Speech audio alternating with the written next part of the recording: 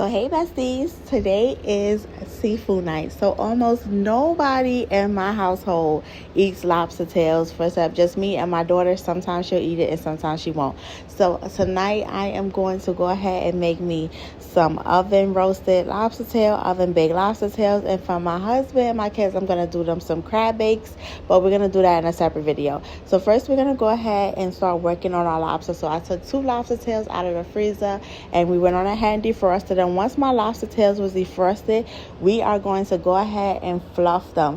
When you are making lobster tails, there's 2 ways that you can prepare it. You can fluff your tail or you can wishbone your tail. I do have a separate video on my page that shows you the difference in how I fluff and wishbone my tails. So today I'm just going to fluff it, and by fluffing it I'm going to pull the meat out of the shell and I'm going to go ahead and sit it on top of the shell so it gives it this fluffed appearance. And how we're going to do that is we're going to take our knife, or you can take your scissor, and you're going to go down the middle of the shell all the way to the tip, but you don't want to go all the way through to the bottom shell. You want to make sure you leave that part intact so your lobster tail has something to sit on.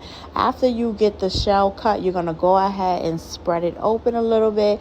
Pull the meat out, but don't pull it all the way off of the shell. You're going to fluff it out and you're going to sit it right on top of that shell, just like this. Once you sit it right on top of your shell, your tail is perfectly fluffed. Your tail should look something just like this. Now, it's not always going to be easy to get it out. Sometimes you got to do a little wiggle. You got to move it around just a little bit, but I'm telling you, you got this. You can do it. Now, is there probably an easier way than my method? I have no idea. This is just the way I do it and it works for me, so I'm just sharing it with you guys.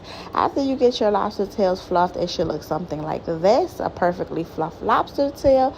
Beautiful. You're gonna go ahead and clean it off, and after we get our tails cleaned off, it's time to go ahead and season them. So I'm going to go ahead and put them in a pan that I'm going to be going ahead roasting them in, and I'm just going to do some basic seasoning on them with a little bit of parsley. After I get that parsley on there, we're going to go ahead and add some onion powder and that garlic powder on top of there, because I feel like that just pairs perfectly with seafood. After we get that on there, we're going to go ahead and add in some seafood seasoning as well, which would be some Old Bay, and then we're also going to add on just a little bit of that Tony seasoning. And I'm telling you, these lobster tails are going to be a 10 out of 10.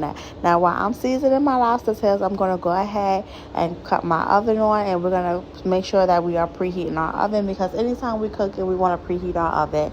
Before we put this in the oven, we are going to go ahead and get us some unsalted butter and stick some unsalted butter on top. Once we got our unsalted butter on top, go ahead and cover up your lobster tails. And these are 4-ounce lobster tails, so I put them in the oven on 350 for about 8 minutes. After that, it was time to go ahead and make my sauce, which we made a Cajun butter sauce that you see on the side. Also has some regular melted butter. And when I tell you, this was a 10 out of 10. Lobster is one of my favorite things to eat, and it was so enjoyable by myself. And as always, if you are loving these videos, don't forget to subscribe. Make sure you give me a like, drop me a comment in the comment section, and share this out. Bye, besties.